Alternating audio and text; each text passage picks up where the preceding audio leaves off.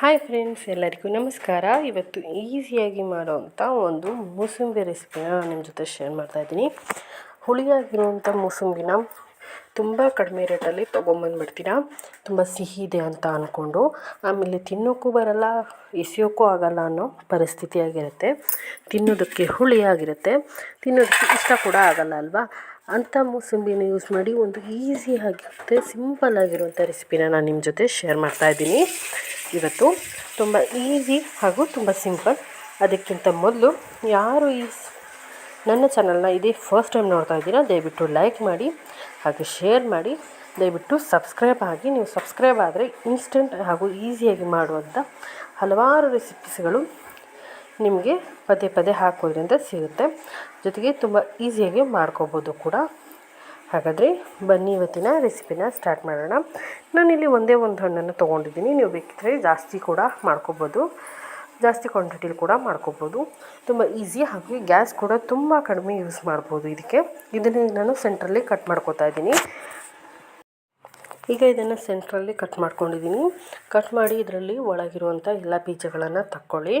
ಬೀಜಗಳನ್ನು ತೆಗೆದುಬಿಟ್ಟು ರಸನ ನೀವು ಬೇಕಿದ್ದರೆ ಸಪ್ರೇಟಾಗಿ ಹಿಂಡಿ ತೆಗೆದಿಟ್ಕೋಬೋದು, ಅಥವಾ ಹಾಗೆಯೇ ನೀವು ಡೈರೆಕ್ಟಾಗಿ ಯೂಸ್ ಮಾಡ್ಬೋದು. ಈಗ ಇನ್ನೊಂದು ಪುಟ್ಟ ಪಾತ್ರೆ ತೊಗೊಂಡಿದ್ದೀನಿ.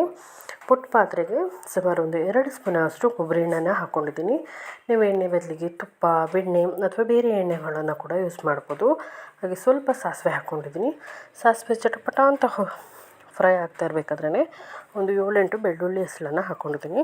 ಬೆಳ್ಳುಳ್ಳಿ ಕೂಡ ಹಾಕಿ, ಬೆಳ್ಳುಳ್ಳಿ ಕೂಡ ಫ್ರೈ ಆಗ್ತಿದೆ ಅನ್ಬೇಕಾದ್ರೇ ಒಂದೆರಡು ಹಸಿಮೆಣಸನ್ನ ಕಟ್ ಮಾಡಿ ಹಾಕ್ಕೊಂಡಿದ್ದೀನಿ. ಹಸಿಮೆಣಸು ನಿಮಗೆ ಖಾರಕ್ಕೆ ಎಷ್ಟು ಬೇಕೋ ಅಷ್ಟು ಹಾಕ್ಕೋಬೋದು, ಅಥವಾ ಒಣಮೆಣಸನ್ನು ಕೂಡ ಇದಕ್ಕೆ ನೀವು ಯೂಸ್ ಮಾಡ್ಬೋದು. ಹಸಿಮೆಣಸು ಚೆನ್ನಾಗಿ ಫ್ರೈ ಆಗಬೇಕು.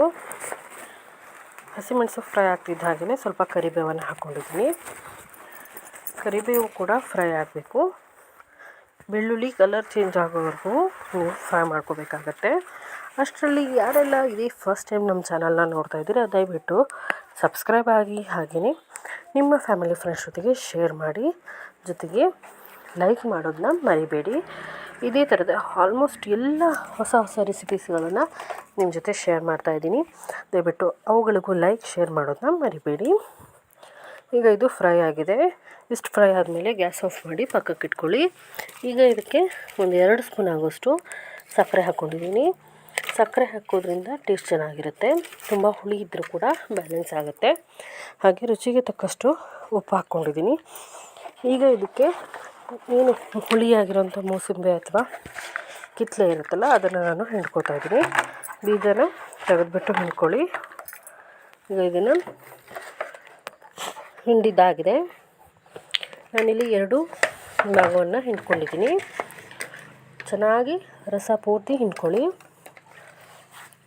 ಹಿಂಡಾದಮೇಲೆ ಇದಕ್ಕೆ ಒಂದು ಸಲ ಮಿಕ್ಸ್ ಮಾಡ್ಕೋಬೇಕಾಗತ್ತೆ. ಸಕ್ಕರೆ ಮತ್ತು ಉಪ್ಪು ಕರಗಬೇಕಲ್ವ, ಅಲ್ಲಿವರೆಗೂ ಚೆನ್ನಾಗಿ ಮಿಕ್ಸ್ ಮಾಡ್ಕೊಳ್ಳಿ. ಚೆನ್ನಾಗಿ ಒಂದು ಸಲ ಮಿಕ್ಸ್ ಆದ ನಂತರ ಇದಕ್ಕೆ ಬೇಕಾಗುವಷ್ಟು ಬಿಸಿ ನೀರನ್ನು ಹಾಕ್ಕೊಳ್ಳಿ. ಬಿಸಿ ಮಾಡಿ ತಣ್ಣಗಾಗಿರೋ ನೀರನ್ನು ನೀವು ಇಲ್ಲಿ ಹಾಕ್ಕೋಬೇಕಾಗತ್ತೆ. ತುಂಬ ಬಿಸಿ ನೀರಲ್ಲ, ಎಷ್ಟು ನಿಮಗೆ ಬೇಕು ಕ್ವಾಂಟಿಟಿ ನೋಡಿಬಿಟ್ಟು ಹಾಕ್ಕೊಂಡ್ರೆ ಆಯಿತು.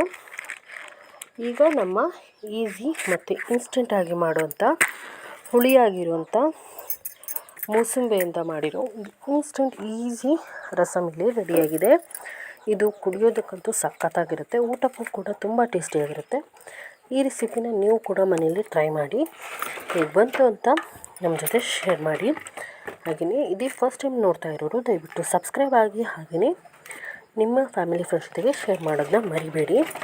ಇದೇ ಥರದ ಹಲವಾರು ರೆಸಿಪೀಸ್ಗಳನ್ನು ವಿಡಿಯೋದ ಕೊನೆಯಲ್ಲಿ ಕೊಟ್ಟಿರ್ತೇನೆ. ಅವುಗಳನ್ನು ನೋಡಿ ಅವಕ್ಕೂ ಶೇರ್, ಲೈಕ್ ಮಾಡೋದನ್ನ ಮರಿಬೇಡಿ.